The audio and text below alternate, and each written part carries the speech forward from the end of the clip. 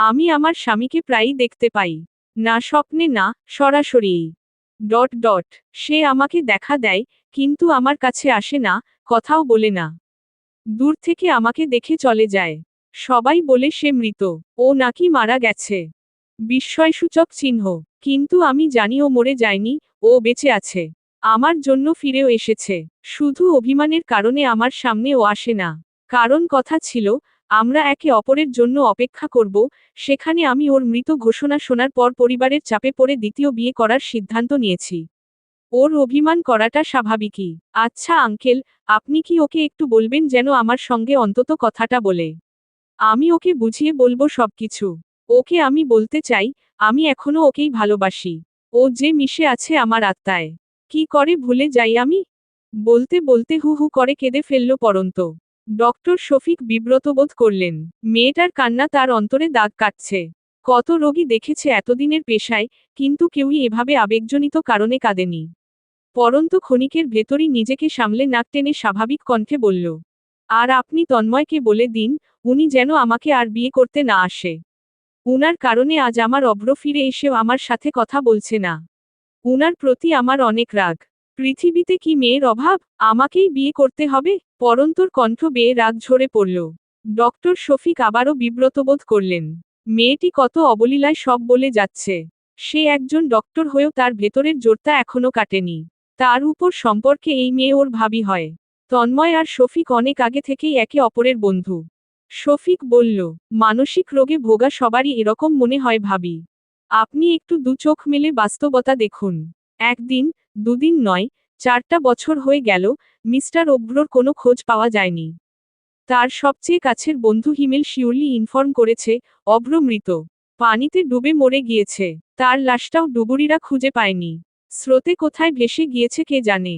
আর আপনি আজ 4 বছর পর এসে বলছেন, মিস্টার অভ্র জীবিত? এবং সে এসেছে। আপনাকে দেখা দিচ্ছে। বিষয়টি কেউই বিশ্বাস করবে না। আচ্ছা মিস্টার অভ্র যদি সত্যিই এসে থাকে তাহলে শুধু আপনাকে কেন দেখা দিচ্ছে? উনার বাবা মাকে কেন দেখা দিচ্ছে না? আর কেনই বা সে পরিবারে একজন সুস্থ ব্যক্তির ন্যায় ফিরে আসছে না? এর কোনো জবাব আছে আপনার কাছে? বলুন। পরন্তু চুপ করে রইল। কথাগুলো তাকেও ভাবনায় ফেলে দিয়েছে। শফিক ঠোঁটের কোণ প্রসারিত করে বলল, আমি বলছি এর উত্তরটা। এর একটাই যুক্তিযুক্ত উত্তর, আপনার ভ্রম সবটা। অভ্র বলতে এই পৃথিবীতে আপনার চেনা, জানা আর কেউ নেই। যে ছিল, সে মারা গিয়েছে এবং এটা আপনি কোনোভাবেই মানতে পারছেন না। তাই আপনার অবচেতন মন একটা গল্প বানিয়ে নিয়েছে নিজে নিজে। আপনার নিজস্ব ধারণা অভ্র ফিরে এসেছে এবং আপনি তাকে মনের চোখ দিয়ে দেখছেনও। শুনুন, এটা ভালোবাসার টান বই আর কিছুই না। তন্ময় আমার বন্ধু বলে বলছি না, একজন মানুষ হিসেবে আপনাকে উপদেশ দিচ্ছি, আপনার নিজস্ব দুনিয়া থেকে বেরিয়ে আসুন। বাস্তব দেখুন আর জীবনকে আরও একটি সুযোগ দিন। তন্ময় খুবই ভালো ছেলে। আপনাকে আপনার প্রাপ্য সম্মান এবং মর্যাদা দেবে। আপনার যত সময় লাগে ওর কাছে চেয়ে নিন, তবুও লাইফটাকে এভাবে নষ্ট করবেন না প্লিজ। হঠাৎ পরন্ত রেগে গেল। তার চোখ মুখ শক্ত আকার ধারণ করল। এখানে তন্ময়ী তাকে নিয়ে এসেছে। তার সমস্যাগুলো শফিকে খুলে বলতে বিনীতভাবে অনুরোধ করাই পরন্ত সবকিছু বলেছে। আর এই ছেলে তাকে সমাধান দেওয়ার বদলে উল্টো উপদেশ কপচাচ্ছে। পরন্ত ধরাম করে উঠে দাঁড়ালো। আমি বাসায় যাব। শফিক মৃদু শ্বাস ফেলে টেবিলের উপর থাকা একটা ডোরবেলের বাটন টিপতেই চিন্তিত মুখের তন্ময় দরজা খুলে ভেতরে ঢুকল। ভাবি বাসায় যেতে চাইছে। তোমার সব কথা শেষ পড়ু? প্রশ্ন করল তন্ময়। পরন্ত রাগে ফুঁসে উঠে বলল, খবরদার, এই নামে আমাকে শুধু অভ্রই ডাকে এবং ডাকবে। আর কেউ ডাকবে না। আপনি তো ভুলেও না, আপনি আমার জীবনে কাল হয়ে এসেছেন। আমার পরিবারকে পটিয়েছেন। আমাকেও পটাতে চাইছেন।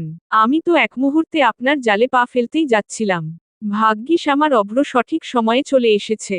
আমার অন্ধ চোখ খুলে দিয়েছে। কথাগুলো ছুড়ে দিয়ে গটগট করে হেঁটে বেরিয়ে গেল কেবিন থেকে পরন্ত। তার যাওয়ার পানে নির্বিকার চিত্তে তাকিয়ে রইল তন্ময়। শফিক বলে উঠল, সময় দে দোস্ত। মানসিক বিপর্যয়ের দিকে যাচ্ছে ভাবি। তাকে সময় দে, নিজেকেও সময় দে। যেহেতু মানসিকভাবে আনস্টেবল একজন মেয়েকে ভালোবেসেছিস, সেহেতু ধৈর্য এবং অপেক্ষা তো করতেই হবে। তন্ময় কথার প্রত্যুত্তরে একটা হালকা হাসি ছুড়ে দিয়ে হাত ইশারায় বিদায় জানিয়ে বেরিয়ে এলো। পরন্ত নিকষ কালো আকাশের তলে দাঁড়িয়ে। ঠান্ডা বাতাস বইছে। কেমন একটা বৃষ্টি বৃষ্টি গন্ধ। পরন্ত নাক টেনে খানিকটা সোদা গন্ধ নিজের ভেতর টেনে নিতেই একটা চিরপরিচিত স্মেল পেল সেই সাথে।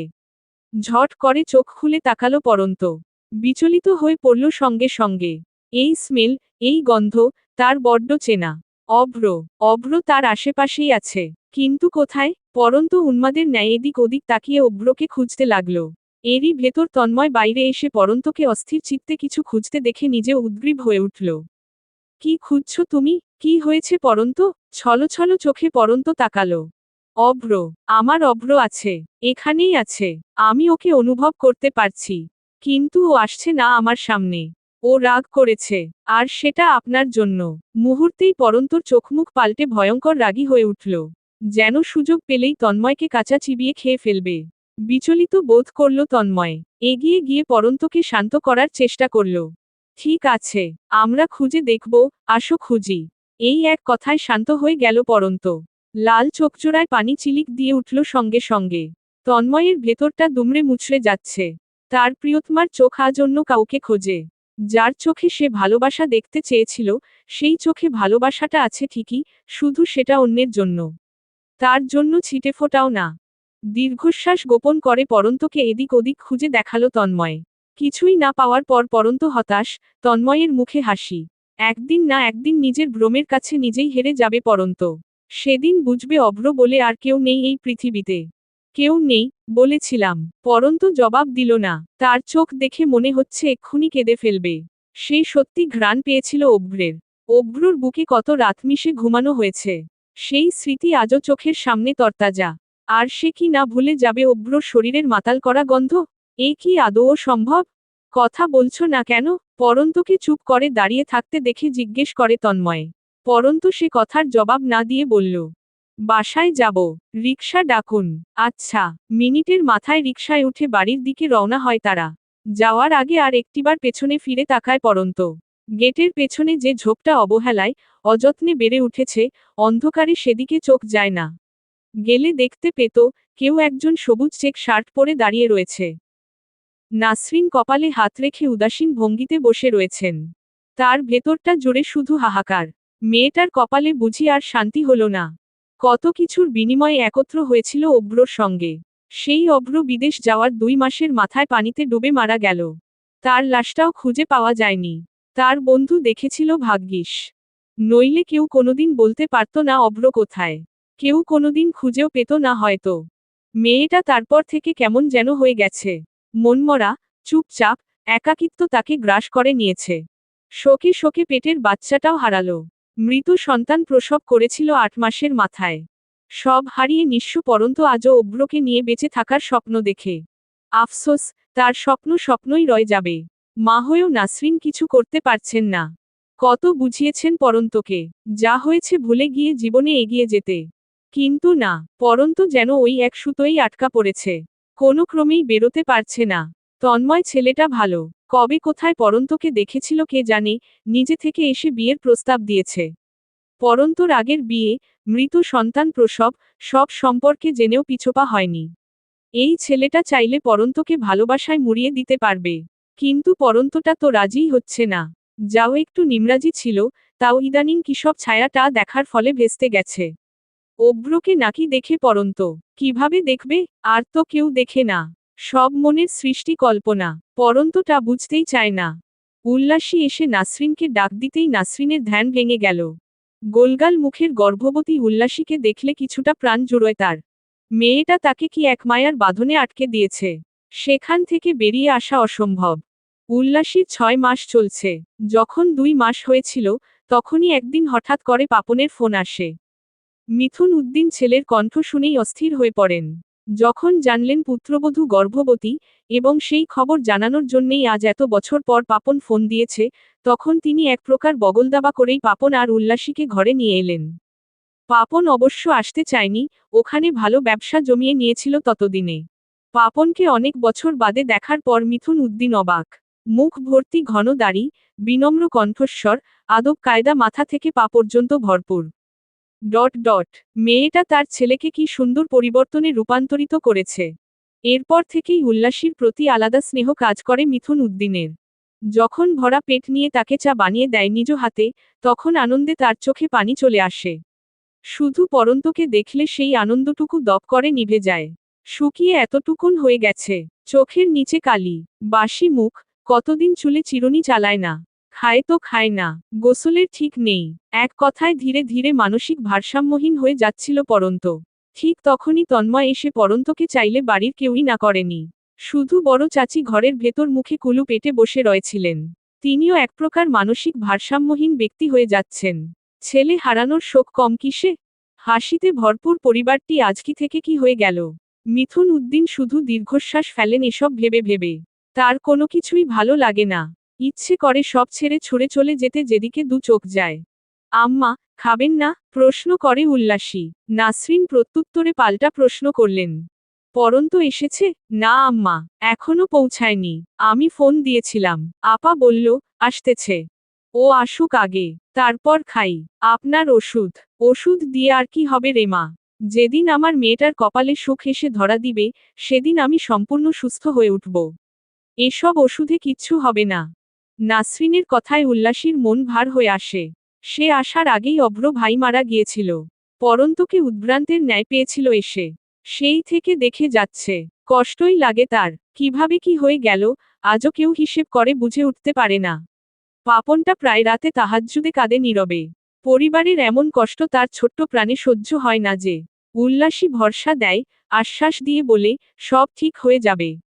যদিও সে জানে না কতটুকু ঠিক হবে বা কিভাবে ঠিক হবে। মৃদু শ্বাস বেরিয়ে আসে উল্লাসীর বুক ফুঁড়ে। কিছু না বলেই রুম ত্যাগ করল সে। আমার মতো কচি মেয়ে যে পাইছ, এটা তোমার সাত কপালের ভাগ্য। তারপরও তুমি অন্য মেয়েদের দিকে কিভাবে নজর দাওহু? তোমার চোখ আমি গেলে ফেলবো জাওয়াদ। নিতু ফোঁসফোঁস করছে। সে ভার্সিটি থেকে বেরোনোর সময় স্পষ্ট দেখেছে, জাওয়াদ একটি মেয়ের দিকে তাকিয়েছিল। জাওয়াদ যদিও তা সম্পূর্ণরূপে অস্বীকার করেছে। কিন্তু তাতে কিছুই যায় আসে না নিতুর। সে তো দেখেছে, আর তার চোখ কখনোই ভুল দেখতে পারে না। অতএব জাওয়াদের শাস্তি হবে এবং শাস্তিস্বরূপ তার সঙ্গে 3 দিন কথা বলা বন্ধ রাখবে নিতু। তাহলেই আক্কেল ফিরে আসবে, আর কখনো এরকম ভুল করার কথা স্বপ্নেও ভাববে না।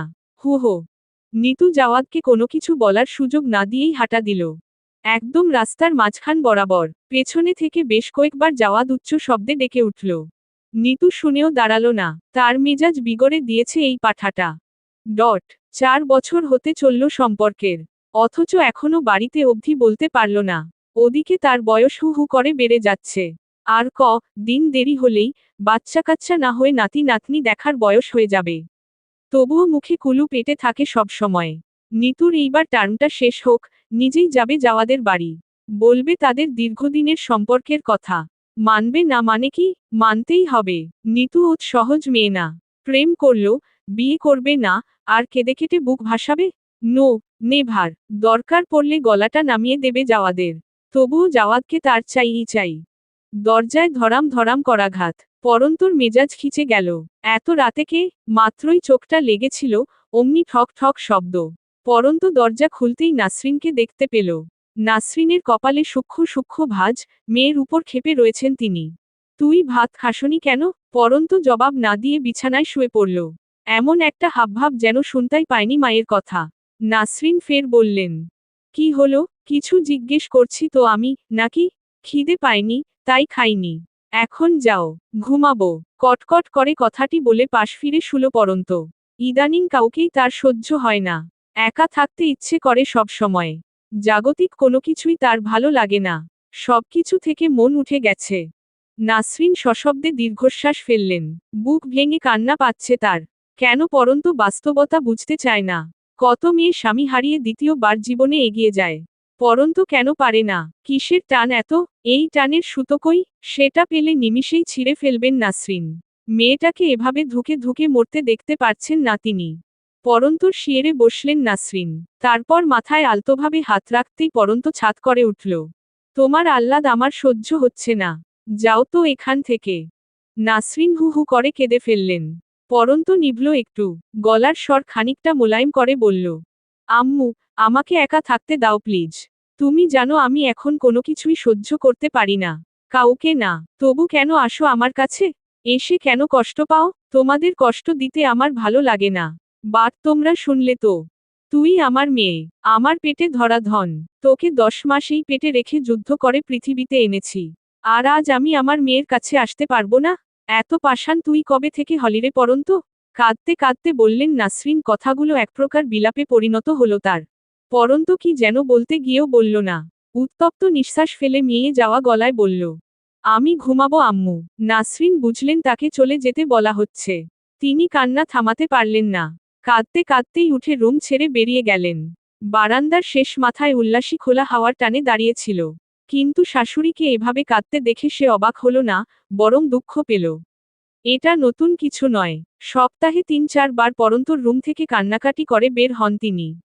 প্রতিবারই উল্লাসীর কষ্ট লাগে। তার ইচ্ছে করে কিছু একটা করতে যাতে সবকিছু আগের মতো ঠিক হয়ে যেত। মা চলে গেলে পরন্ত জানালার পাশে গিয়ে বসল। ঘুম আসছে না। শুধু শুধু মা কে তাড়িয়ে দিতে তার একটুও ভালো লাগে না। কিন্তু সে যে নিরুপায়। প্রতিদিন এই সময়টাতে অভ্র আসে। যদি তার সঙ্গে অন্য কেউ থাকে তাহলে আসবে না।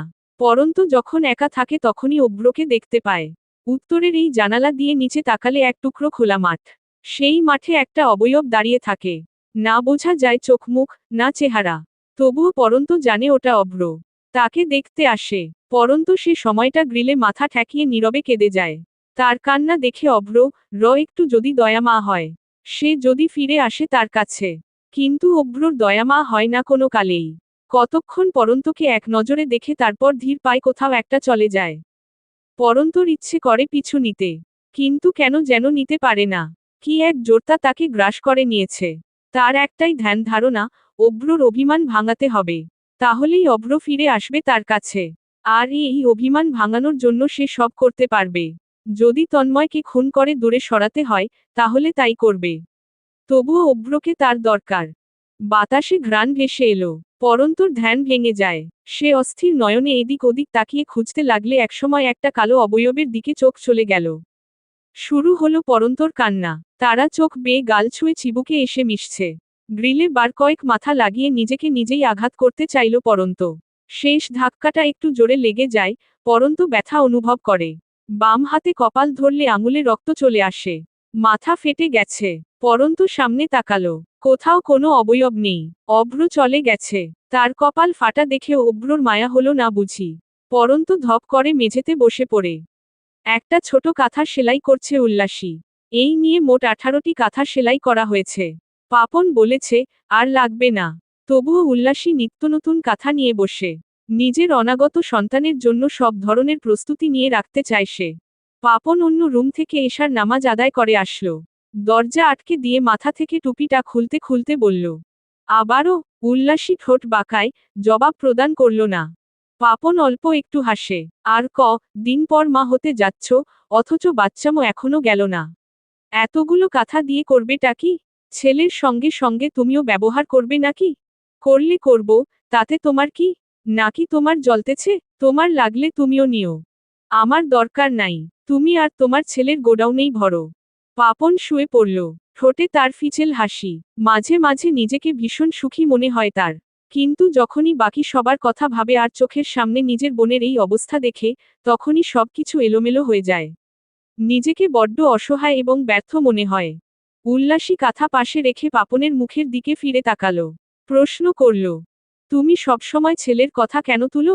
তুমি এতটা শিওর কি করে হও যে আমাদের ছেলে হবে? জানি না, কিন্তু মন বলে। আমার মন বলে মেয়ে হবে। আচ্ছা, যদি দুটোই হয়, তখন? পাপনকে আপ্লুত দেখালো। উল্লাসী ভ্রু কুঁচকে বলল, দুইটার জ্বালা যন্ত্রণা তুমিই সহ্য করো। আমি নাই বাবা এসবে। একটা কিভাবে পালবো, তাই ভেবে পাই না। আবার দুইটা? আহা, আমি আছি না? তোমাকে একা সব করতে হবে মনে হয়? এক গ্লাস পানি ঢেলে খেতে পারো না এখনো, আবার বলছো আমাকে সাহায্য করবে? ওহ, পানির কথা শুনে মনে পড়ল। এই আমার না খুব পানির তেষ্টা পেয়েছে। এক গ্লাস পানি যদি। তার কথা শেষ হবার আগেই উল্লাসী, আনছি, বলে গটগট পায়ে চলে গেল। পাপন মৃদু হাসে। উল্লাসীর ছেলেমানুষি গুলো সে বড্ড উপভোগ করে। উল্লাসী পানি নিয়ে ঘরে আসার পথে শিখার কথোপকথন খানিকটা শুনতে পেল। সে ফোনে কথা বলছিল। ফোন নামিয়ে রাখতেই উল্লাসী প্রশ্ন করল, শায়লা আপা কবে আসবে? শিখা খুশিতে গদগদ হয়ে বলল, পরশুদিন ফ্লাইট। এবার মেয়েটা আসলেই বিয়ে দিয়ে দিব। আর যেতে দিব না ওই ভিনদেশে। আমার দুইটা মাত্র মেয়ে, একটা তো বিয়ের নাম শুনলেই চেতে ওঠে। আর এই একটা কোথায় গিয়ে পড়ে রয়েছে। বিয়েশাদী করার নাম নেই। এখন আর বিয়ে করা লাগে না চাচি আম্মা। ওখানে লিভ ইন রিলেশনশিপ তো অহরহ। বলে ঠোঁট চেপে হাসি আটকালো উল্লাসী। শিখার মুখ থেকে খুশিটুকু উবে গিয়ে কপালে ভাঁজ পড়ল বেশ কয়েকটি। উল্লাসী চলে যাওয়ার জন্য পা বাড়াচ্ছিল, অমনি শিখা তার বাহু টেনে ধরলেন। থতমত খাওয়া গলায় বলে উঠলেন, এই মেয়ে, কি বলতে চাও তুমি? উল্লাসী বোকা কণ্ঠে জবাব দিল, কি বলতে চাইবো আমি? কিছু না তো। তোমার কথার মানে আমি বুঝিনি ভেবেছ?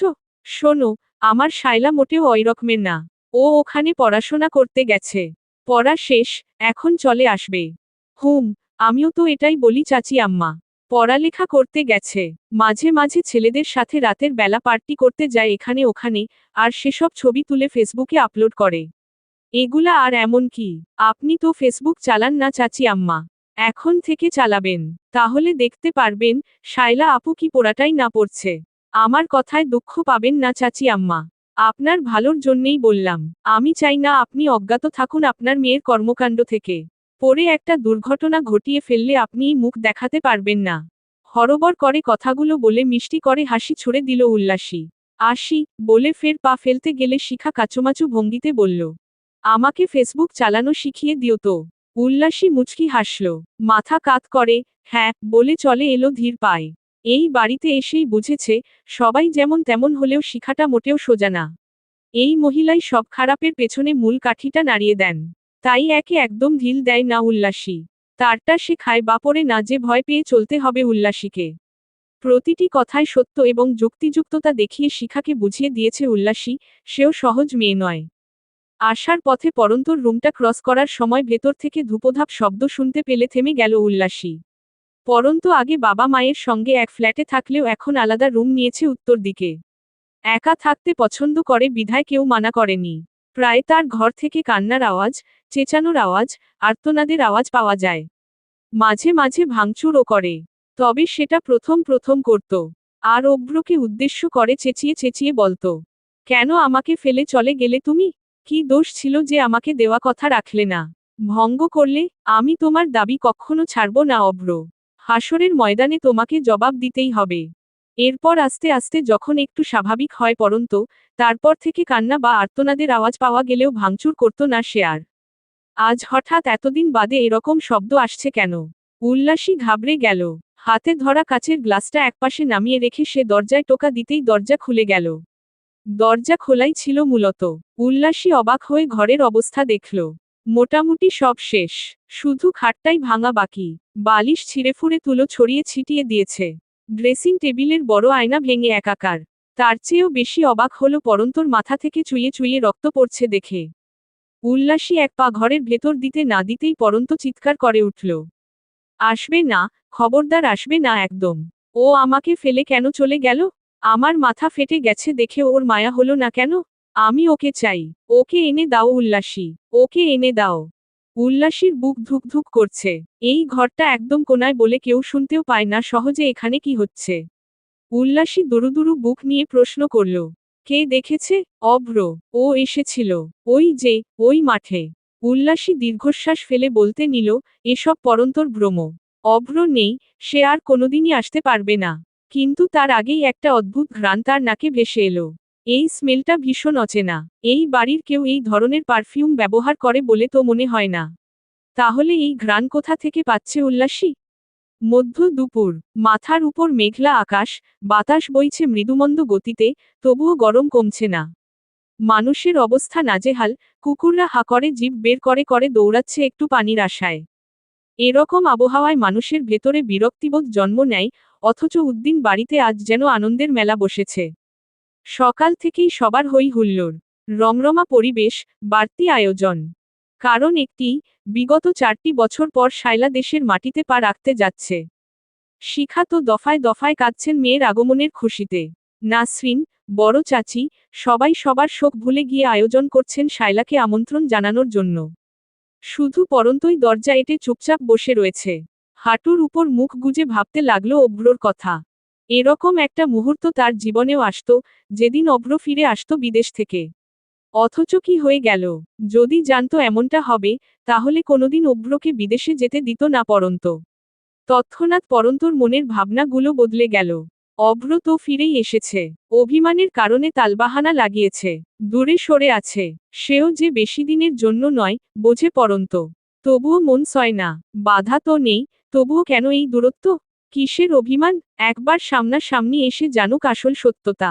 পরন্তর অন্তর যে অভ্রর নাম জপে জপে পড়ছে, সেখানে সে অন্য কাউকে কি করে বিয়ে করবে? পরন্তর চোখ বেয়ে জলের ফোয়ারা নামল। নিঃশ্বাস নিতেও কষ্ট হয়। ইচ্ছে করে মাটির ঘরে চুপচাপ আরামের ঘুম দিতে। কেন যে সে সময়টা আসে না? দরজায় ঠকঠক শব্দ হলো। পরন্তর কপালে কয়েকটি ভাঁজ পড়ল নিমিষেই। কারো উপস্থিতি এখন আর ভালো লাগে না। সেদিন উল্লাসী বাড়ির সবাইকে ডেকে আনলে সেই রাতেই ডাক্তার আনানো হয়। এরপর থেকে সবাই যেন আরো কঠোর হয়ে গেছে। পরন্তকে বুঝতেই চায় না। যত দ্রুত সম্ভব ওই তন্ময় নামক আপদটার সঙ্গে বিদেয় করে মুক্তির শ্বাস নিতে চায় তারা। পরন্তও সিদ্ধান্ত নিয়েছে, মরতে হলে মরবে। তবুও বিয়ে করবে না কাউকে। তার জন্ম অভ্রর জন্যে, মৃত্যুটাও অভ্রর জন্যে নির্ধারিত থাকুক। আবার শব্দ হলো। ভেসে এলো পরিচিত কণ্ঠস্বর, যা পরন্তকে বিরক্তির চরমে পৌঁছে দেয়। ওপাশ থেকে তন্ময় ডাকছে। পরন্ত, পরন্ত শুনছ? দরজা খুলছ না কেন? পরন্ত বিড়বিড়িয়ে সোগতোক্তি করল। ন্যাকা পুরুষ, যত্ত সব। আমার চিন্তা হচ্ছে পরন্ত, তুমি নিজের মাথা ফাটিয়ে ফেলেছ। কতটা ডেসপারেট হয়ে গেছ, অথচ একবারও কল্পনা থেকে বাস্তবে বেরিয়ে আসছ না। সবাই এত চেষ্টা করছে, তবুও তোমাকে বোঝাতে পারছে না। পরন্তু শুনছ তুমি? প্লিজ অন্তত নিজের বাবা মায়ের মুখের দিকে তাকিয়ে হলেও নিজেকে সামলাও। আবেগ সামলাও। আর বাস্তব দেখো। মৃত ব্যক্তির জন্য শোক ভালো, কিন্তু এত শোক ভালো না। কথাটি শেষ করতে না করতেই ফট করে দরজাটা খুলে গেল। অগ্নি চোখে পরন্ত চেয়ে রয়েছে। তন্ময় মৃদু হাসে। সত্য কথা কেন যে তোমার সহ্য হয় না? আমার আপনাকেই সহ্য হয় না। তারপরও নির্লজ্জের মতো বারবার বিরক্ত করতে চলে আসেন কেন? আমি মেয়ে হয়ে জন্মেছি বলে কি নিজের ইচ্ছা, অনিচ্ছা থাকতে পারে না? করব না আমি বিয়ে। এমনিতেই করব না, এটা একান্ত ব্যক্তিগত ইচ্ছা আমার। তাতে জোর খাটানোর আপনি কে? চলে যান আপনি, এবং আর কোনোদিন যেন আমার বাড়িতে না দেখি। তন্ময়ের ভ্রু কুঁচকে এলো। চোখে মুখে ঘন আধার। যথেষ্ট হয়েছে সাধু পুরুষ হওয়া, আর সম্ভব নয়। এই মেয়ে একেবারে অতিরিক্ত করে ফেলছে এবারে। যা মুখে আসছে তাই বলে যাচ্ছে। তার বাড়ির লোকেরা তাকে জমের মতন ভয় পায়। আর এই মেয়ের পেছনে পেছনে ঘুরিয়ে মারছে। তন্ময় ধৈর্য হারিয়ে ফেলল। বাতাসের গতিতে ঘরে ঢুকে দরজা আটকে দিতেই পরন্ত চেঁচিয়ে উঠল। তন্ময় সঙ্গে সঙ্গে তার মুখ চেপে ধরে দেয়ালের সাথে ঠেস দিয়ে ধরল। পরন্ত হতবাক। এর আগে এরকম আচরণ তন্ময় কখনো করেনি। তোমার ড্রামা আমি অনেক দেখছি। এইবার তো তোমাকেই বিয়ে করব আমি। সব সময় পাগলের অভিনয় করবা, যা ইচ্ছা তাই বলবা, তা হবে না। জোর করে হলেও, আই উইল ম্যারি ইউ। গমগমে স্বরে কথাগুলো ছুড়ে দিতেই পরন্ত তন্ময়ের আঙুলে কামড় বসিয়ে দিল। আউচ করে হাত সরিয়ে নিল তন্ময়। রক্তচক্ষু করে চেয়ে রইল পরন্তর দিকে। আমি ভয় পাই না, তাই মিথ্যে ভয় দেখানোর চেষ্টা করবেন না। অভ্র যদি একবার জানতে পারে আপনি আমার সঙ্গে এমন আচরণ করেছেন, তাহলে খারাপই আছে আপনার কপালে। ছাড়বে না ও। ঝাঝালো কণ্ঠে পাল্টা জবাব দিল পরন্ত। তন্ময় হঠাৎই হেসে উঠল। পরন্তর মনে হলো, এর চেয়ে জঘন্য আর কারো হাসি হতেই পারে না। অভ্র আমাকে ছাড়বে না? সত্যি? আচ্ছা ডাকো তোমার অভ্রকে। বিচার দাও তার কাছে। তারপর দেখব সে কয়টা চুল ছিঁড়ে আমার। ডাকবো, ওকে বলবো, ওর অভিমান তো ভাঙবেই, সেই সাথে আপনাকে টাক্কু না বানালেই হয়। বেরিয়ে যান আমার ঘর থেকে। আপনার চেহারাটাও আমার সহ্য হয় না। পরন্ত খেকিয়ে উঠলে তন্ময় তার মুখ চেপে ধরল এক হাত দিয়ে। জোরে টিপ দিয়ে ধরে চিবিয়ে চিবিয়ে বলল, আই উইশ, তোমাকে রেপ করতে পারতাম যদি। স্তব্ধ হয়ে গেল পরন্ত। এতটা নীচ আর নিকৃষ্ট এই মানুষের ভেতরটা? এতদিনের ভালো রূপটা নাটক ছিল তবে? পরন্তর গা গুলিয়ে বমি পেল। নিজেকে ধরে রাখতে না পেরে এক দলা থুতু তন্ময়ের চোখে মুখে ছুড়ে দিলে তন্ময়ের 5 আঙুলের দাগ বসে গেল তার গাল বরাবর। পরন্ত, মা, বলে গুঙিয়ে উঠে। উল্লাসী দরজায় টোকা মারল। তার এক হাতে তেলের বোতল। অনুরোধের গলায় বলল সে। আপা, দরজাটা একটু খুলেন। পরন্ত ধরে প্রাণ ফিরে পেল যেন। তন্ময়ের হাত থেকে নিস্তার পাওয়ার জন্য এক পা বাড়াতেই তন্ময় ওর হাত চেপে ওকে দেয়ালে পুনরায় ঠেস দিয়ে দাঁড় করালো। পরন্তর বুক কাঁপছে ভয়ে। এই লোক মানুষ রূপী জানোয়ার। এর হাত থেকে যেকোনো উপায়ে রক্ষা পেতে হবে। তন্ময় হিসহিসিয়ে বলল, এই চার দেয়ালের ভেতর কি হয়েছে তা যেন বাহিরে বের না হয়। পরন্তু হ্যাঁ না কিছু বলল না। তন্ময়ের হাত থেকে ছোটার জন্য মোচড়ামুচড়ি লাগিয়ে দিল। ওদিকে উল্লাসীর গলার আওয়াজ বাড়ছে। অগত্যা পরন্তকে ছেড়ে দিতে হলো তন্ময়ের। উত্তপ্ত শ্বাস ফেলে নিজে গিয়ে দরজাটা খুলে দিল। উল্লাসী হতবাক। এক কামরায় পরন্তর সাথে তন্ময়কে আবিষ্কার করবে সে, এমনটা কল্পনাতেও আসেনি কখনো। তন্ময় তীক্ষ্ণ দৃষ্টি উল্লাসীর দিকে ছুড়ে দিয়ে 2 কদম আগাতেই উল্লাসীর ধারালো প্রশ্নবাণে জর্জরিত হল। আপনি এখানে কি করছেন? তন্ময় ঘুরে তাকালো। আপাদমস্তক উল্লাসীকে সরু চোখে দেখে নিতে নিতে বলল, নিজের হবু ওয়াইফের কাছে আসলে তার কৈফিয়ত তোমাকে দিতে হবে? হুম, হবে। আপা এখনো আপনার স্ত্রী হয়নি। আর হওয়ার পসিবিলিটিও কম। এই পরিবারের সবাই আপনাকে পছন্দ করলেও আপা আপনাকে পছন্দ করে না। সে আমি ভালো করেই জানি। যেহেতু মেয়েই রাজি না, সো পুরো দুনিয়া রাজি থাকলেও কিছু করার নেই। আপনি হেরে যাবেন। উল্লাসীর ধারালো কথাবার্তা তন্ময়ের মোটেও পছন্দ হলো না। এই বাড়ির প্রতিটি মেয়েই ধারালো তরবারির ন্যায় নাকি? আরেকটা আছে, কি যেন নাম? তন্ময় মনে করার চেষ্টা চালায়। হ্যাঁ, নিতু, ওই মেয়েটাও এমন। সব সময় কটকট করে কথা বলে।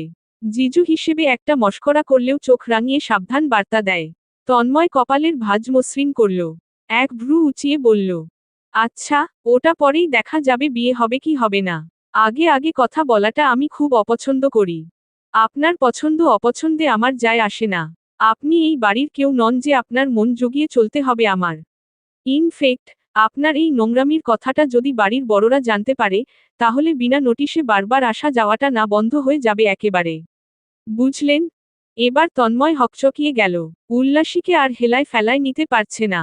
এই মেয়েটার ভেতর কিছু তো আছে যা মানুষকে বিভ্রান্ত করে তুলতে সক্ষম। উল্লাসীর ঠোঁটের কোণে ফিচেল হাসি। পরন্তর বিয়ে হোক, এটা সেও চায়। কিন্তু এই ছেলের সাথে না। এই ছেলে যতটা ভালো রূপ দেখায়, তার অর্ধেকও ভালো না। এটা খুব ভালো করেই বুঝতে পেরেছে উল্লাসী। শুধু প্রমাণ পাচ্ছে না কোনো। পেলে এই বাড়ির সাথে যোগসূত্র রাখা চিরতরে কেটে দিবে। এভাবে হতভম্বের ন্যায় মুখ না করে বিদায় হন দেখি। পরন্তু আপার রোগ আমাকেও ধরেছে বোধ হয়। আপনাকে সহ্য হচ্ছে না। দায়সারাভাবে কথাটি বলেই ভেতরে ঢুকে গেল উল্লাসী। তন্ময়ের মুখের উপর শটান দরজা আটকে দিলে তন্ময়ের ভেতরটা আগ্নেয়গিরির মতো ফুঁসে উঠল।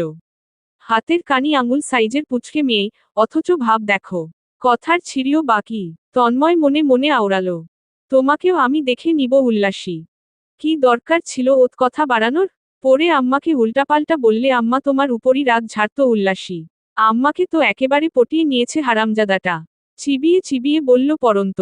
উল্লাসী তার মাথায় তেল ডলছে। কতদিন তেল দেয় না পরন্ত। অবশ্য অভ্র চলে যাওয়ার পর থেকেই সে নিজের প্রতি উদাসীন হয়ে পড়েছিল। তারপর যখন মৃত্যুর সংবাদ শুনল, এরপর থেকে পরন্তকে শেষ কবে পরিপাটি দেখা গিয়েছে, সে নিজেও জানে না বোধ হয়। আর কটা দিন গেলে এই মেয়ে সম্পূর্ণরূপে পাগল হলেও হতে পারে। উল্লাসী পরন্তর কথায় মুখ ঝামটা মেরে উত্তর করল, তো কি করব? তোমার রুমে তোমার অনুমতি ব্যতীত ঢুকে গেল, আবার তোমাকে চড়ও মারল। আর তুমি কিচ্ছুটি করতে পারলে না? অন্তত স্টেডিয়ামে লাথি মেরে ব্যাট, বল দুইই ভেঙে দিতে পারতে তো। আমি হলে স্টেডিয়ামই উড়িয়ে দিতাম। পরন্তু ভ্রুযুগল কুচকে জানতে চাইল, স্টেডিয়াম কি, আর ব্যাট বলই বা কোনটা ওনার? বুঝলাম না উল্লাসী। উল্লাসী ঠাস করে নিজের কপালে নিজেই চাপড় মারল। জ্ঞানবুদ্ধি সব লোক পাচ্ছে দেখি দিনকে দিন। অবশ্য তোমার না জানারই কথা। তুমি থাকো দিনরাত অভ্র ভাইয়ের চিন্তা নিয়ে। বাকি দুনিয়ার খবরাখবর রাখার সময় কই? কথা না ঘুরিয়ে সোজাসুজি বললেই তো হয়। কান পাতো, কানে কানে বলবো। অগত্যা উল্লাসীর দিকে কান এগিয়ে দিল পরন্ত। একমাত্র এই মেয়েটার সাথেই কথা বলতে ভালো লাগে তার। মেয়েটা যতক্ষণ সাথে থাকে, অন্যরকম মায়াজালে জড়িয়ে রাখে পরন্তকে। তখন অভ্রর কথাও মনে পড়ে না। কোনটা স্টেডিয়াম, কোনটা ব্যাট বল, তা পরন্তকে কানে কানে বলতেই পরন্ত মুখ ঝামটা মেরে সরে বসল। আর উল্লাসী হা হা হু হু করে হেসে উঠল। পরন্ত নাকমুখ খিচে বলল, ছি, তুমি এত বাজে কথা মিন করলে উল্লাসী। ইস্যিরে, না বাবা, তোমার রসকস সব শুকিয়ে যাচ্ছে দিন দিন। একটু মজাও বোঝো না। আচ্ছা সরি, কিন্তু এরপর থেকে ওই লোক তোমাকে আঘাত করলে তুমিও করবে। চুপ করে থাকলে দুর্বল ভেবে আরো বেশি আঘাত করবে। মনে রেখো, নরম মাটি টিপতে ভালো লাগে। তাই যে মানুষ যত নরম ধাঁচের, তার জন্য ততই বাস ফ্রি। পরন্ত নিশ্চুপ থেকে উল্লাসীর কথাগুলো ভাবল এবং সিদ্ধান্ত নিল, আজকের দেওয়া থাপ্পড়টার জন্যেও তন্ময়কে ক্ষমা করবে না পরন্ত। আগামীকাল আবার আসবে ছ্যাঁচড়া ব্যাটা। তখন ওর ব্যাট বল ভেঙে ফেলবে পরন্ত। তৎক্ষণাৎ নিজের ভাবনায় নিজেই মাথা দোলালো। সামান্য থাপ্পড়ের জন্য কারো পুরুষত্ব নিয়ে টানাটানি করার দরকার কি? থাপ্পড়ের বদলে থাপ্পড়, সোজা হিসাব। কিন্তু থাপ্পড়টা এতটাও সামান্য ব্যাপার নয়। দেখা গেলে এটা অনেক বড় ব্যাপার। সে কেউ না পরন্তকে গাইড করার। তবুও করেছে আবার মেরেছেও। সো এই অপরাধের শাস্তিস্বরূপ তার ব্যাট বলে ছোট্ট একটা আঘাত করাই যায়। পরন্তর মাথায় জট পাকিয়ে গেল। ঠিক কোন ধরনের শাস্তি তন্ময়কে দেওয়া যেতে পারে, তা কিছুতেই ভেবে মনস্থির করতে পারল না সে।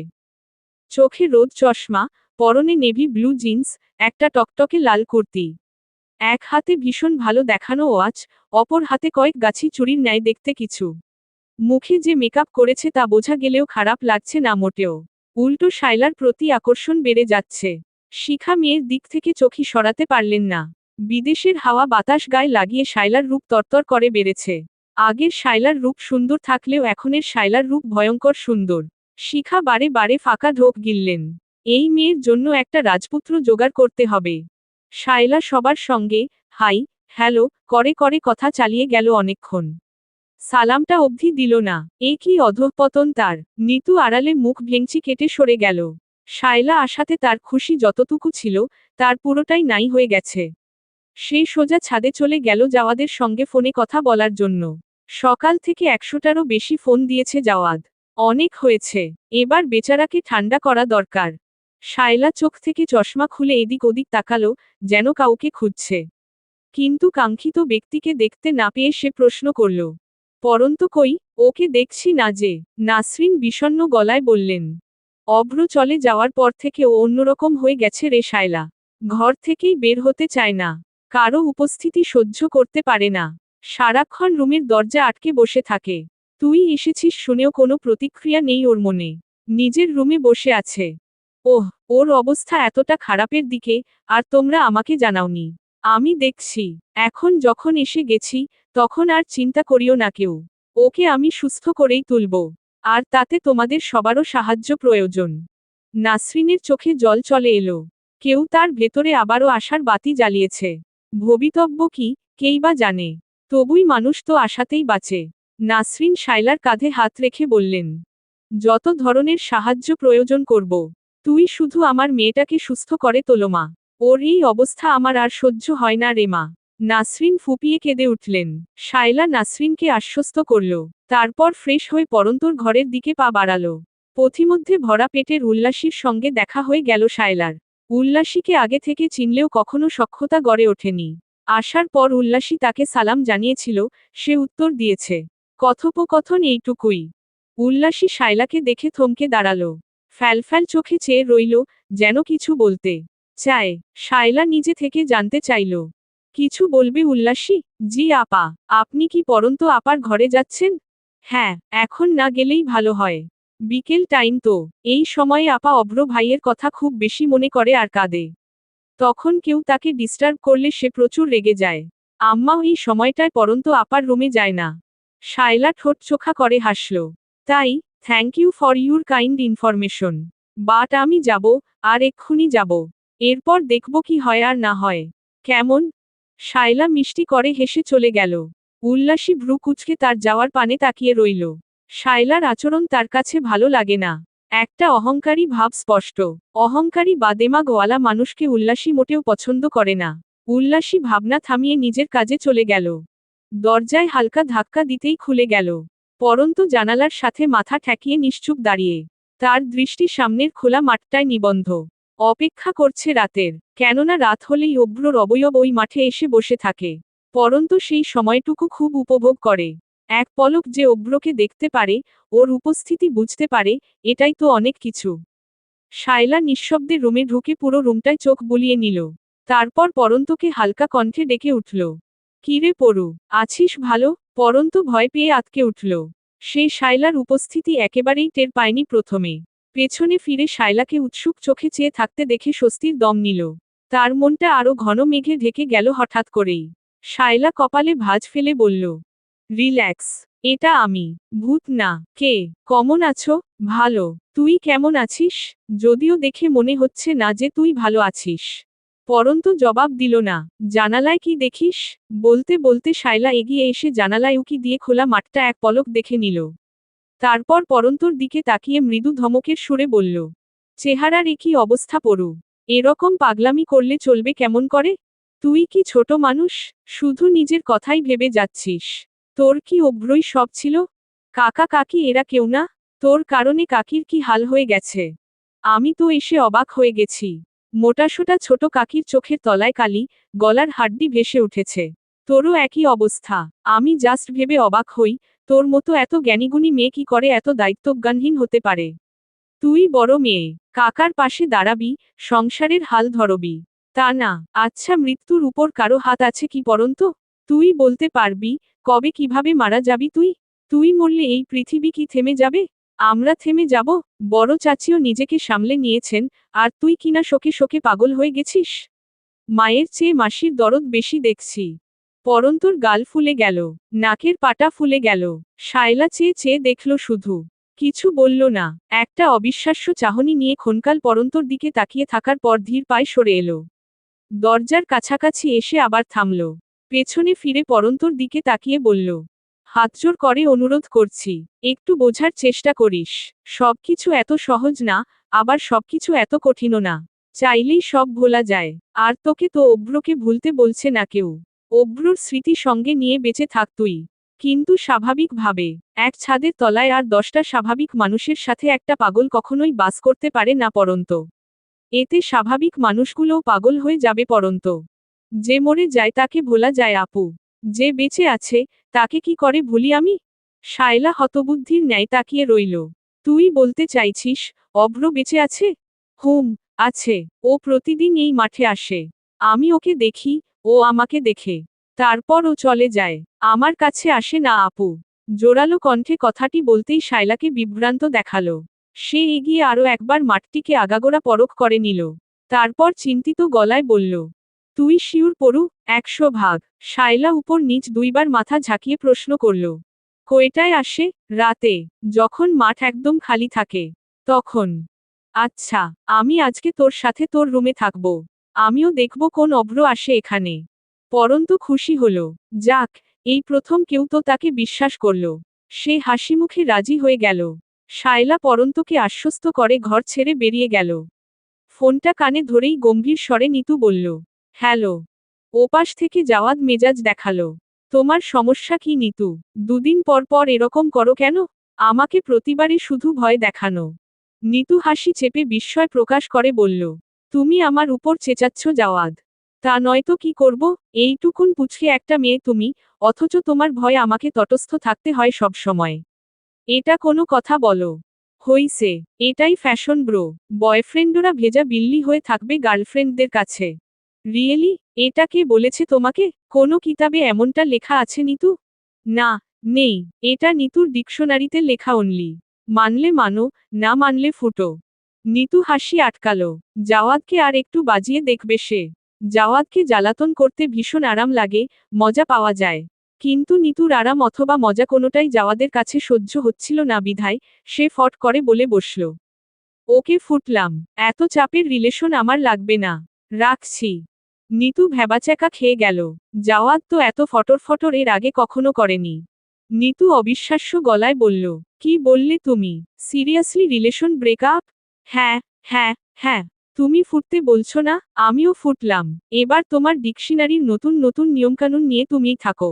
আমি বাবা পারবো না। আমি রিলেশন করতে আসছি, কোনো সেনাবাহিনীর পরীক্ষায় টিকতে না। বাই। জাওয়াদ খট করে ফোনটা কেটে দিয়ে আরও একটি দুঃসাহসিক কাজ করে ফেলল। ফোনটা অফ করে দিল। এদিকে নিতু তখন পাগল প্রায়। 4 বছর হতে চলল সম্পর্কের। বুড়ো ভামের নতুন ভীমরতি উঠল নাকি? এর আগে তো এমন কখনো করেনি। নিতু যতই পাগলামি করুক, জাওয়াদ ঠান্ডা মাথায় সামাল দিয়েছে। তাহলে আজ এমন করল কেন? নিশ্চয়ই কাউকে পেয়েছে। নিতুর চেয়ে সুন্দর, ভালো। এই জন্যেই তো এত পাওয়ার। রাগে, দুঃখে নিতুর চোখে পানি চলে এলো। সে এক নাগাড়ে কল করে যেতে লাগল। প্রতিবার ফোন বন্ধ বলছে। নিতু সজোরে ছাদের জমিনে ফোন আছড়ে ফেলে দিল। মেজাজ তুঙ্গে তার। ঠিক এমন সময়ে শায়লার উপস্থিতিতে হকচকিয়ে গেল নিতু। শায়লাকে পাশ কাটিয়ে চলে আসার পথে শায়লা দাঁড়া করালো তাকে। এই দাঁড়া, তুই ফোন ভাঙলি কেন? নিতু ফোঁস করে একটা নিঃশ্বাস ছেড়ে মিনমিনিয়ে জবাব দিল। হাত থেকে পড়ে ভেঙে গেছে আপু। আমি ইচ্ছে করে কিছু করিনি। শায়লা বিশ্বাস করল কি করল না বোঝা গেল না। সে ভ্রু কুঁচকে নিতুর দিকে তাকিয়ে রইল। নিতু ঢোক চেপে বলল, আর কিছু বলবে? আমার একটু তাড়া আছে। কিসের এত তাড়া? আমার বান্ধবী অপর্ণার বাসায় যাব একটু। আমার ফোন তো গেল। ওর কাছ থেকে নোটসগুলো ফটোকপি করিয়ে নিয়ে আসতে হবে। শায়লা জবাব দিল না। নিতু দ্রুত পালিয়ে বাঁচল। রাতের খাওয়া দাওয়া শেষে পরন্তর ঘরে এসে হানা দিল শায়লা। পরন্ত আজ অনেকদিন পর সবার সঙ্গে একত্রে বসে ডিনার করেছে। এর পেছনে সমস্ত ক্রেডিট শায়লার। পরন্তকে বুঝিয়ে সুঝিয়ে নিয়ে গিয়েছিল। নাসরিন প্রাণে নতুন পানি পেলেন যেন। তার বিশ্বাস, শায়লা পরন্তকে আবার আগের মতো করে ফেলবে। পরন্ত জানালার সামনে গিয়ে দাঁড়ালে শায়লা বলল, আসছে তোর অভ্র? পরন্ত মেদুর মুখে এদিক ওদিক মাথা নাড়ল। প্রতিদিন রাত 9:30টার পর থেকেই যেকোনো এক সময় অভ্রর দেখা পাওয়া যায়। আজ 11টা বাজতে চলল, অথচ কেউ এলো না। পরন্ত ফিসফিসিয়ে স্বগতোক্তি করল, কেন আসছো না অভ্র? শায়লা আপু তোমাকে দেখলে বাসার সবাই বিশ্বাস করবে আমাকে। আমি যে সঠিক বলছি, তা মানবে। তুমি কেন আসছো না অভ্র? কোথায় তুমি? পরন্তর চোখে পানি চলে এলো। শায়লা আড়মোড়া ভেঙে বিছানায় শুয়ে শুয়ে কতক্ষণ ফোন টিপল। তারপর উঠে বসে পরন্তকে নিজের সামনে ডাকল। মুখোমুখি বসিয়ে বলল, এবার অন্তত বিশ্বাস করতে চেষ্টা কর, যা ছিল সব তোর অবচেতন মনের কল্পনা। নইলে আজই কেন এলো না অভ্র? ও তো জানে না যে আমি এসেছি আর তোর রুমেই থাকছি, তাই না? পরন্ত জবাব না দিয়ে ছলছল চোখে মেঝের দিকে তাকিয়ে রইল। তার ভেতরটা দুমড়েমুচড়ে পাহাড় সমান গাঢ় কষ্টের তপ্ত শ্বাস ক্ষণে ক্ষণে বেরিয়ে যাচ্ছে। শায়লা আরও কিছুক্ষণ পরন্তকে বোঝানোর চেষ্টা করল। তারপর একসময় ঘুমের দেশে তলিয়ে গেল। ঘুমাতে পারল না পরন্ত। বারবার উঠে গিয়ে অন্ধকার মাঠ দেখার চেষ্টা করল। গ্রিলে মাথা ঠেকিয়ে কাঁদল। দু ঠোঁট গোল করে বিড়বিড় করল, অভ্র, অভ্র। তার কান্নারা গাল বেয়ে চিবুকে মিশল। তবুও অভ্রর দেখা পাওয়া গেল না। একসময় জানালার পাশেই বসে ঘুমিয়ে পড়ল পরন্ত। প্রায় মাঝরাতে আচমকাই একটা অন্যরকম সুগন্ধে ঘরটা ভরে গেল। পরন্ত ধরমরিয়ে ঘুম থেকে জেগে উঠল। বাহিরে নিকষ কালো অন্ধকার, কোথাও আলো নেই, কিছু দেখা যাচ্ছে না। তবুও পরন্তর মনে হলো, জানালা বরাবর মাঠটায় অভ্র দাঁড়িয়ে আছে। তাকে দেখছে। পরন্তর মনটা প্রশান্তিতে ছেয়ে গেল। রাত স্তব্ধ, নিঝুম, চারিদিকে নির্জনতা বিরাজমান। অবয়বটা এখনো আছে। পরন্ত হাত ইশারায় কয়েকবার মিনতি করল। তাকে এত কষ্ট না দেওয়ার জন্য অনুরোধ করল। পাশেই বিছানার মধ্যে শায়লা ঘুমুচ্ছে। পরন্ত যে তাকে একবার ডাক দিয়ে উঠাবে, সেই বোধটুকুও তার ভেতর নেই। পরন্তর মস্তিষ্ক অভ্র অভ্র করে অচেতন হয়ে পড়ছে ধীরে ধীরে। সে কি করে, কি ভাবে, মাঝে মাঝে অনেক কিছুই মনে করতে পারে না। মাঝে মাঝে তার মনে হয়, বেঁচে থাকতে হয় বলেই বেঁচে থাকা। শুধু দেহটাই আছে, রুহু কবেই ছেড়ে চলে গিয়েছে। আজকে একটা অন্যরকম ঘটনা ঘটল। পরন্ত দেখল, অবয়বটি নড়েছে তার দিকে এগিয়ে আসছে। পরন্ত কান্না থামালো। তার ঠোঁটের কোণে মুচকি হাসি। অভ্রর রাগ অবশেষে ভাঙতে চলেছে কি তবে? কাছে এসে বিল্ডিং এর একদম কাছাকাছি দাঁড়ালো অবয়বটি। বিল্ডিং এর সামনে হালকা পাওয়ারের হলুদ ডিমলাইট, তাতে অবয়বের চেহারা না দেখা গেলেও হাত পা অনেক কিছুই স্পষ্ট হলো। অবয়বটি এক হাত উঁচু করে পরন্তকে তার কাছে ডাকল। ইশারায় চলে আসতে বলল। পরন্ত বুঝল, আজকেই সব লুকোচুরির শেষ হতে চলেছে। অভ্রর রাগ ভেঙেছে। তাকে নিয়ে চলে যাবে বহুদূরে। যেখানে তারা জন ব্যতীত তৃতীয় কেউ থাকবে না। কেউ তাদের সংসারে বাধা দিতে পারবে না। পরন্ত ফিসফিসিয়ে উচ্চারণ করল, আসছি। তারপর ধীরস্থির ভাবে দরজা খুলে বাইরে বেরিয়ে এলো। একবারও ভাবল না, সে কোথায় যাচ্ছে, কার সঙ্গে যাচ্ছে, আর ওই অভ্র বেশি লোকটাকে। যদি ও অভ্রই হয়, তবে কেন তার পরিবারের সামনে আসছে না? কি কারণ? অসুস্থ মস্তিষ্কের পরন্তর কাছে এসব কিছুই বোধগম্য নয়।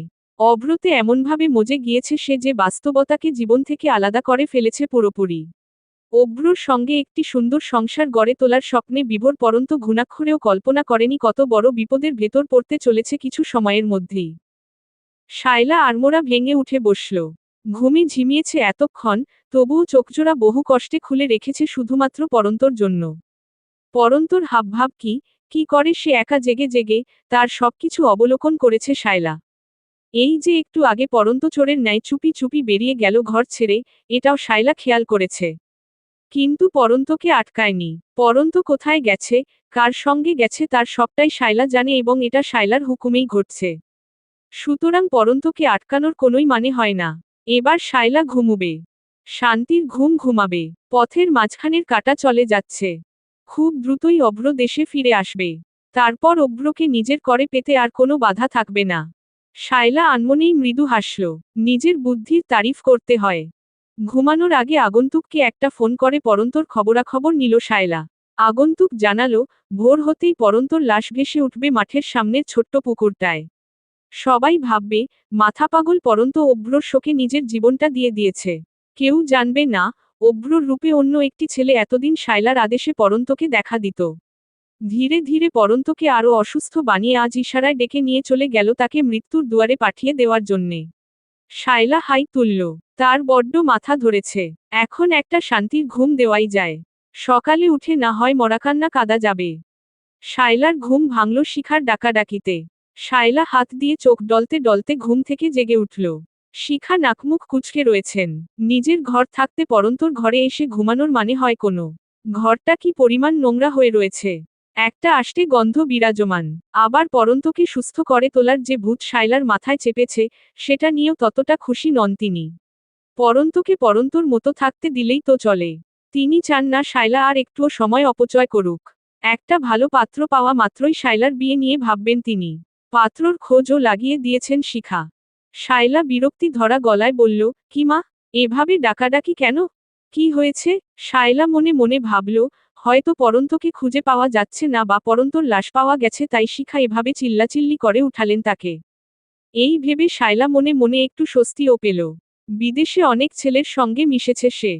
অনেক ক্লোজ হয়েছে।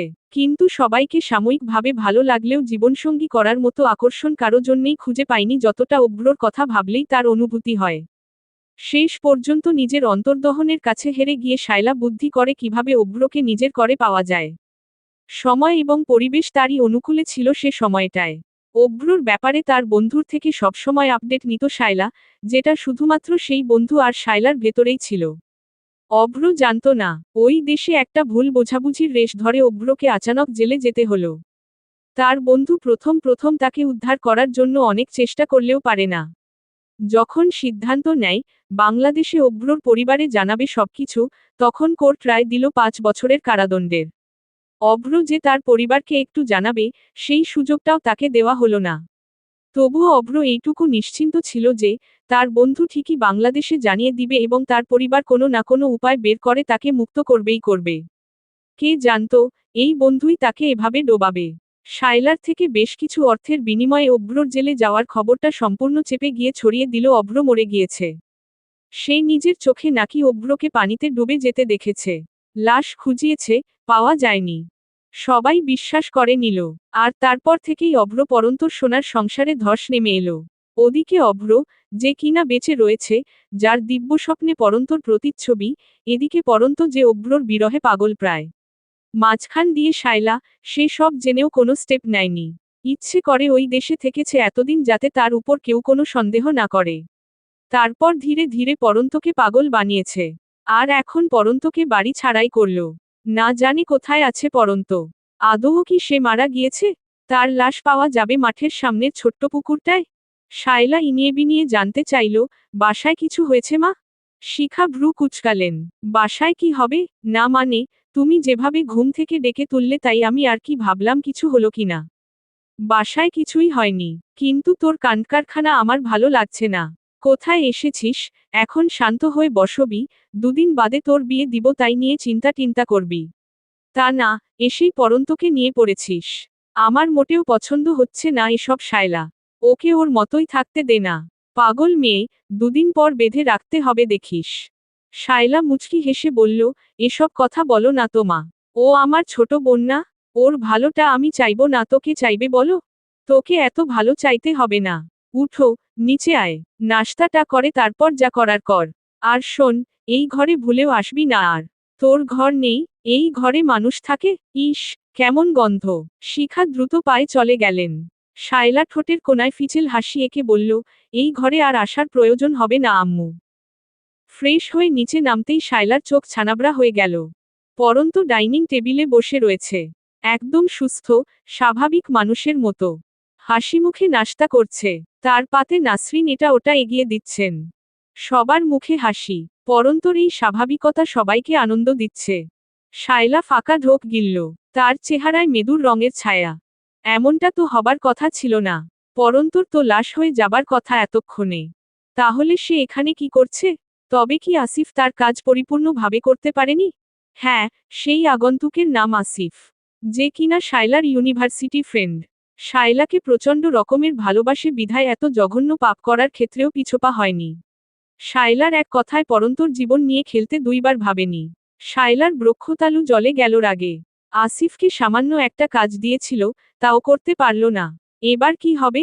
কি আর হবে? আরও কিছুদিন অপেক্ষা করতে হবে। এই অভ্রর ছায়া সাজার নাটক চালিয়ে যেতে হবে। পরন্তকে আরও দুর্বল করে তুলতে হবে। তবেই তার কার্যসিদ্ধি হবে। শায়লা খেয়াল করল, পরন্ত তার দিকে চেয়ে আছে। শায়লা স্বাভাবিক হওয়ার চেষ্টা করল। ঠোঁটে হাসি ফুটিয়ে এগিয়ে গিয়ে একটা চেয়ার টেনে বসল। পরন্ত বলল, শুভ সকাল আপা। শুভ সকাল। পাংশুটে মুখে জবাব দিল শায়লা।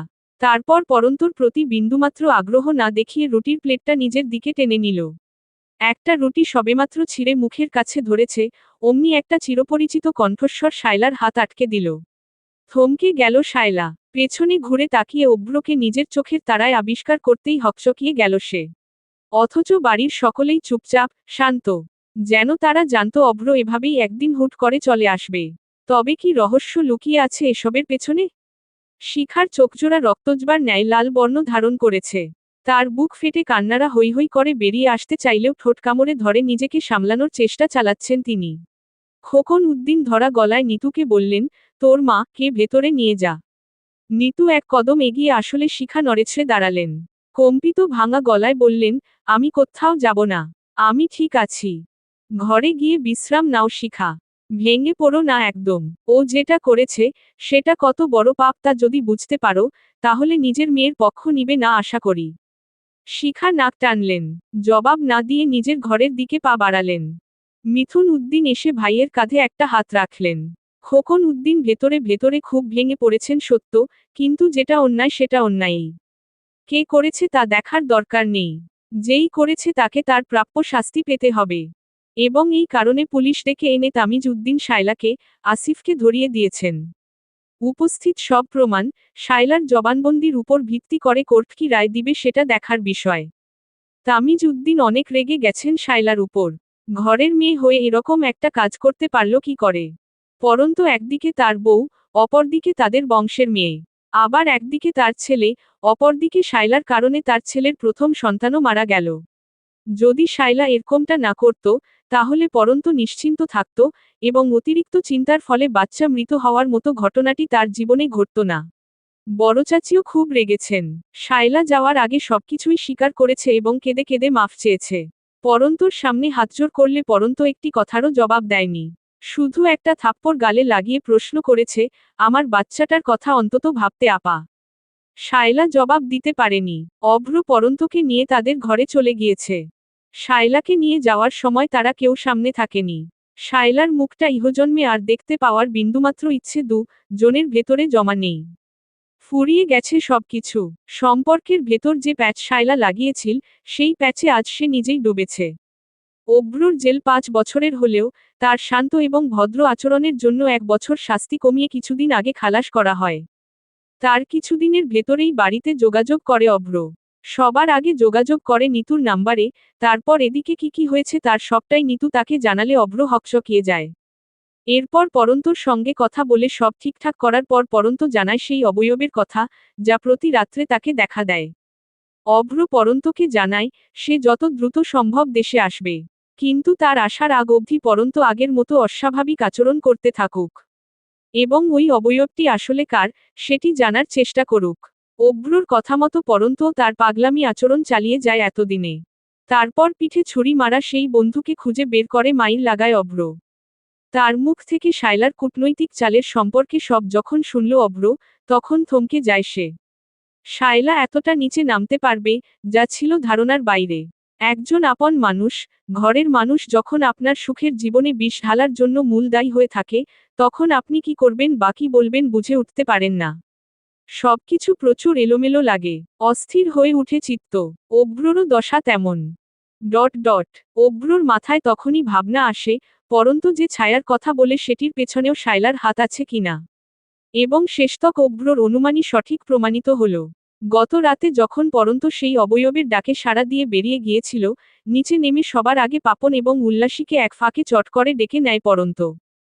তারপর সে আগে আগে গেলেও পাপন ওত পেতে রইল। তাদের সঙ্গে ছিল অভ্র।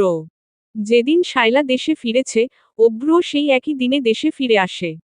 কথাখানা বাড়ির সকলকে জানায় পরন্ত, শায়লার মা শিখাকে বাদ দিয়ে।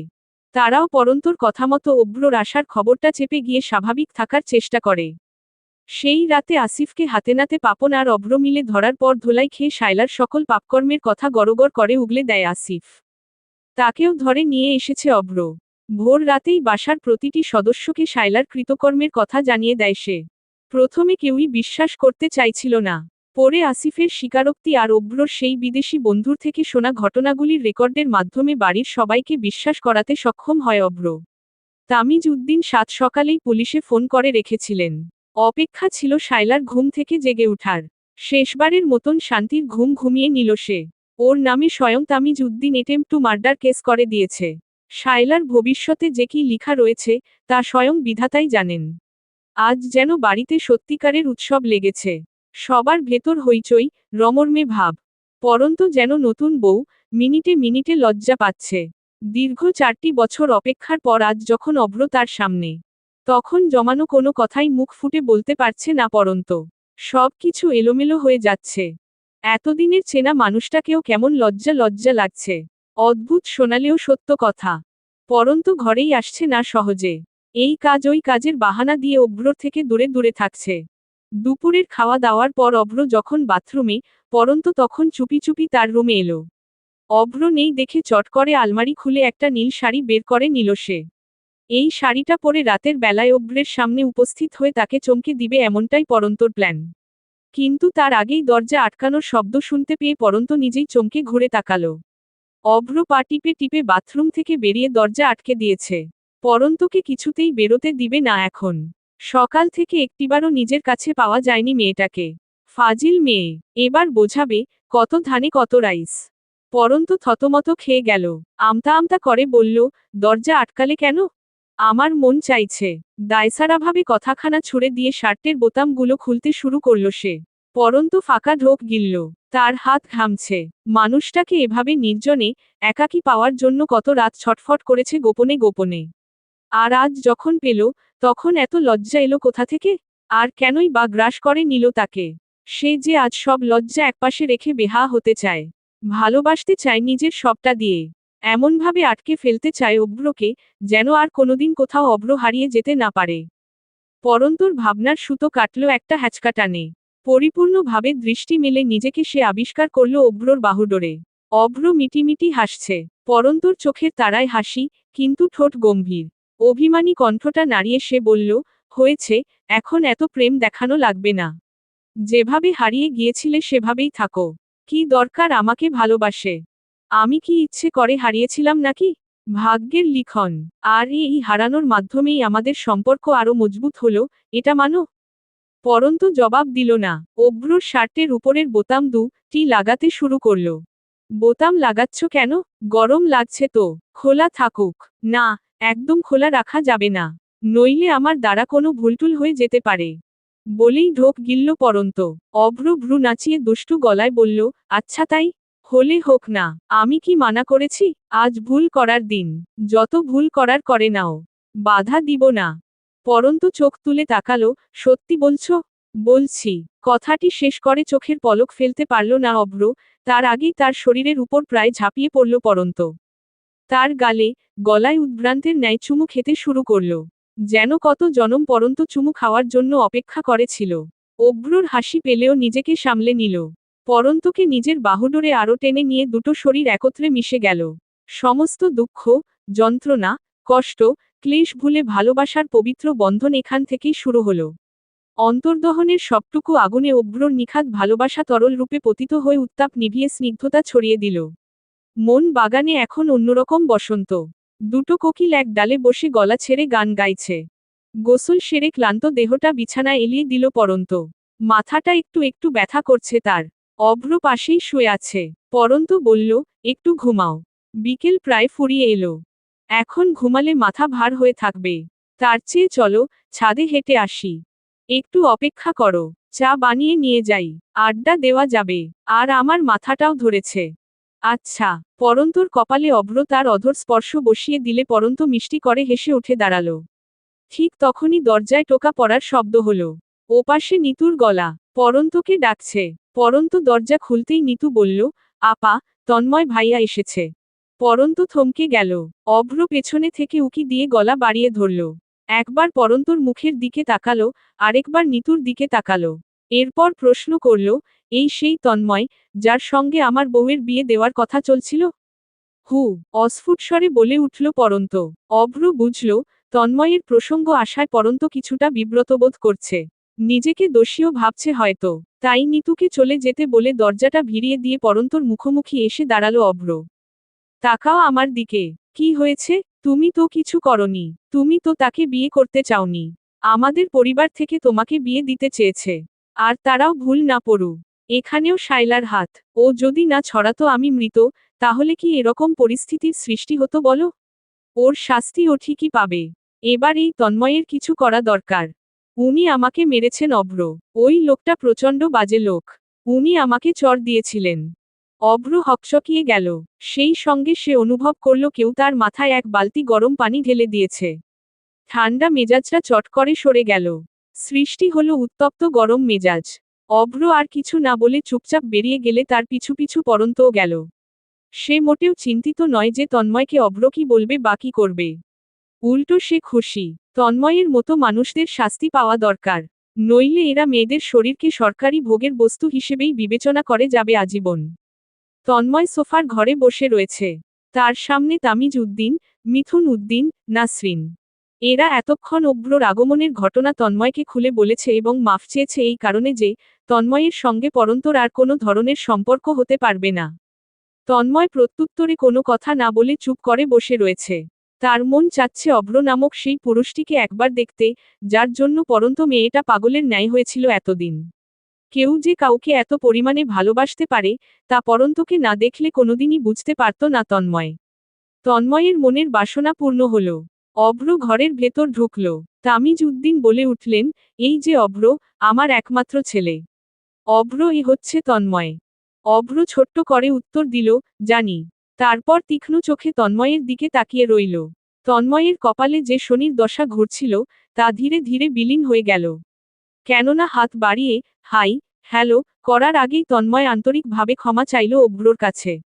অভ্রসহ বাকি সবাই অবাক হল। তন্ময় ক্ষমা চাইছে। কিন্তু কেন? তন্ময় নিজের ভুলটা স্বীকার করে নিল। সেদিন রাগের বশে সে অতিরিক্ত ডেসপারেট হয়ে উঠেছিল। যার ফলে পরন্তকে আঘাত করতেও দ্বিতীয়বার ভাবেনি। কিন্তু বাসায় যাওয়ার পর সে অনুভব করতে পেরেছে, পরন্তর সঙ্গে ওরকম আচরণ করা মোটেও উচিত হয়নি তার। অনুতপ্ত হওয়ার জন্যেই এই দিন আসেনি সে। লজ্জা পাচ্ছিল পরন্তর সামনে আসতে। আজ সাহস জুগিয়েই এসেছে। ক্ষমা চাইতে এবং এটা বলতে যে, পরন্ত না চাইলে কখনোই বিয়েটা হবে না। সে আর জোরাজুরি করবে না। কিন্তু এসে যখন শুনলই অভ্র ফিরে এসেছে, তখন আর বিয়ের প্রসঙ্গ উঠার মানেই হয় না। অভ্র ক্ষমা করে দিল। তন্ময় আন্তরিকভাবে বিদায় জানিয়ে চলে গেল। মানুষের জীবনে কত কিছুই না ঘটে। কেউ কেউ রাগের বশে এমন কিছু কাজ করে বসে, যার কারণে মানুষ তাকে খারাপ মানুষের কাতারে ফেলে বিচার করে। এই জন্যে বলে, রাগ সবসময় ধ্বংস ব্যতীত অন্য কিছু নিয়ে আসে না। তাই যে কোনো আচরণ করার আগে আমাদের বুঝেশুনে করার উচিত। তবেই না আমরা মানুষ। নিতু সিদ্ধান্ত নিল সে আর জাওয়াদকে আগ বাড়িয়ে ফোন করবে না। জাওয়াদের যদি তাকে প্রয়োজন না হয়, তাহলে তারও জাওয়াদকে প্রয়োজন নেই। নিতু বিড়বিড়িয়ে বলল, আমার জন্য অনেক পোলাপান লাইন দিয়ে দাঁড়িয়ে থাকে মিস্টার জাওয়াদ। তোমার মতো বুইরা খাটাস আমার জীবনে না আসলেই ভালো হয়। ঠিক তখনই নিতুর ফোনটা বেজে উঠল। নিতু অবাক চেয়ে দেখল, জাওয়াদ ফোন দিয়েছে। বাহ, নিষ্ঠুরটা একেবারে সঠিক সময়ে কি করে ফোন দিল। নিতু ভাবল সে ফোন ধরবে না। কল বেজে বেজে কেটে যাবে। ওদিকে জাওয়াদও যেন পণ করেছে, আজকে ফোন করেই যাবে। শেষ পর্যন্ত বাধ্য হয়েই ফোনটা কানে তুলে নিল নিতু। কানে তুলেই দিল এক রাম ধমক, ফোন করেছেন কেন? আমার সঙ্গে সবকিছু শেষ না? তাহলে আবার কিসের এত ফোন করা? নাকি হাতের ঘষা লেগে চলে এসেছে? জাওয়াদ ঠোঁট টিপে হাসল। একটা খবর দিতে ফোনটা দেওয়া নিতু। মা আমার জন্য মেয়ে দেখেছে। আজকেই আংটি পরিয়ে আসতে চাইছে। কি হো? নিতু মুহূর্তেই স্তব্ধ হয়ে গেল। আমি কি রাজি হয়ে যাব নিতু? আমার তো বয়স হয়ে গেছে। এখন বিয়ে না করলে কবে করব বলো তো? একটা কান্না দলা পাকিয়ে গলায় এসে আটকে গেল যেন। নিতু কোনোমতে ধরা গলায় বলল, বাহ! আপনি রাজি? তাহলে করে ফেলুন। আজকেই কবুল বলে মেয়েটাকে গলায় ঝুলিয়ে নিয়ে আসুন। আমাকে ফোন করেছেন কেন? তোমার একটা মতামত আছে না নিতু? আমার আর মতামত। যান, বিয়ে করুন ফেলুন। Are you serious? সত্যি বলছো তুমি? নিতু ছোট্ট করে উত্তর দিল, হুম। ওকে নিতু, রাখছি তাহলে। মা ডাকছে। নিতু কিছু বলার আগেই ফোনটা কেটে গেল। নিতু ধপ করে মাটিতেই বসে পড়ল। তার দিন দুনিয়া সব উলটপালট হয়ে গেছে। জাওয়াদ কি করে এক মুহূর্তে সব ভুলে অপর একটি মেয়েকে বিয়ে করে নিতে পারবে? আজ আবার আংটি পরানো হবে। আংটি। নিতু মনে মনে সিদ্ধান্ত নিল, জাওয়াদের আন্ডারগ্রাউন্ডের সবকিছু ভেঙে চুরমার করে দেবে। তারপর দেখবে, কে বিয়ে করে এই দামড়া পাঠাটাকে। নিতু চোখ মুছে আবার ফোন করল। লাগাতার 4টা ফোনের পর অত্যন্ত বিরক্ত গলায় জাওয়াদ বলে উঠল, কি ব্যাপার নিতু? তৈরি হচ্ছে তো? এত ফোন দিচ্ছ কেন? আমি ব্যস্ত আছি। তোর ব্যস্ততা তোর পাছায় দেব কুত্তা কোথাকার। প্রেমের সময় আমি, আর বিয়ের সময় অন্য মেয়ে? কোন মুখ দিয়ে এই কথা বলিস তুই? যে মুখ দিয়ে বলেছিস, সেই মুখ যদি আমি না ভাঙ্গি। এসব কি ধরনের কথাবার্তা নিতু? ফোন রাখো, পাগল মেয়ে। হ্যাঁ, এখন তো আমি পাগল, ছাগল, বোকা, সবকিছু। আর ভালো কে? ওই মেয়ে। কেন রে? ওই মেয়েটা বড় বড়, দেখতে ভালো, আমার গুলো ছোট তাই দেখে মজা নেই? তাই আর আমাকে ভালো লাগছে না? জাওয়াদ হতভম্ব হয়ে যেখানে দাঁড়িয়েছিল, সেখানেই বসে পড়ল। তারপর ফ্যাচফ্যাচ শব্দে কান্নারত নিতুকে বলল, নিতু, কাম ডাউন। আমি মজা করছিলাম জাস্ট। বাবারে বাবা, তুমি এই ধরনের কথা বলতে পারো, আমি জন্মেও ভাবিনি। আমি আরো অনেক কিছুই বলতে পারি মিস্টার জাওয়াদ খান। ফের যদি এরকম কোনো মজা করা হয় আমার সঙ্গে, তাহলে এর চাইতেও ভয়াবহ কথা শুনতে হবে। তুমি সত্যি পাগল। আমি বললাম আর অমনি বিশ্বাস করে নিলে? আমি তোমাকে ছাড়া কাউকে বিয়ে করতে পারবো? তুমি হতে দিবে? যেই গুন্ডি তুমি। কি হো? নিতু কান্না থামালো। কণ্ঠে রাগ তার। জাওয়াদ হো হো করে হেসে ফেলল। নিতু চাপা অভিমানে চুপসে গেল। কিন্তু বুকের মধ্যিখানে প্রশান্তি। এই বুড়ো ভামকেই তার চাই।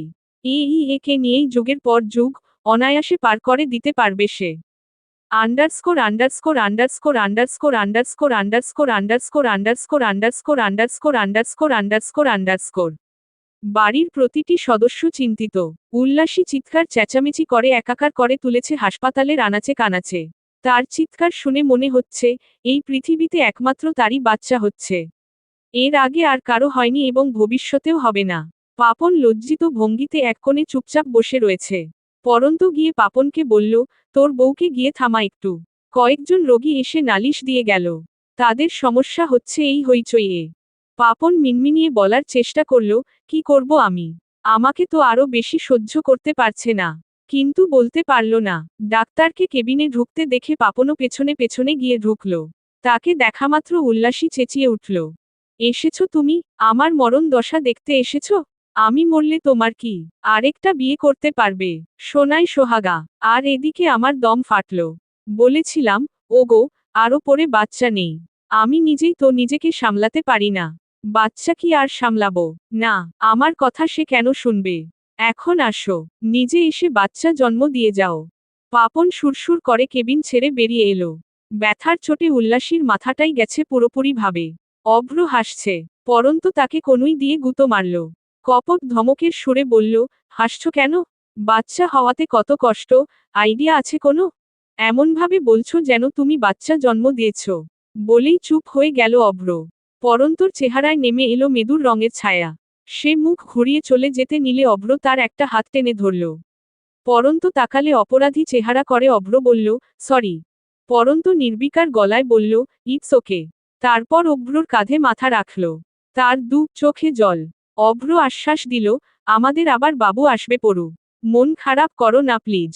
আমার খারাপ লাগে এই ভেবে যে, আমার বাচ্চাটার কথা কি করে একবারও ভাবল না শায়লা আপা। অথচ সে আমার বোন ছিল। এটা যতবার ভাবি, ততবার ভেতরটা খারাপ লাগায় ছেয়ে যায়। যার যার কর্মের ফল সে পাচ্ছে পড়ু। শায়লার 4 বছরের জেল হয়েছে। মেঝো কাকা বলল, শায়লাকে নাকি এখন চেনা যায় না। শুকিয়ে কি হয়ে গেছে, কথা বলে না, মানসিক বিকারগ্রস্ত লাগে নাকি দেখতে। সে আমাকে মানসিক রোগী বানিয়ে দিতে চেয়েছিল, আল্লাহ আজ তাকে মানসিক বিকারগ্রস্ত বানিয়ে দিচ্ছেন। এটাকেই বলে, আল্লাহর বিচার আস্তে ধীরে। অভ্র মৃদুশ্বাস ফেলল। পরন্তর একটা হাত শক্ত করে নিজের হাতের মুঠোয় নিল।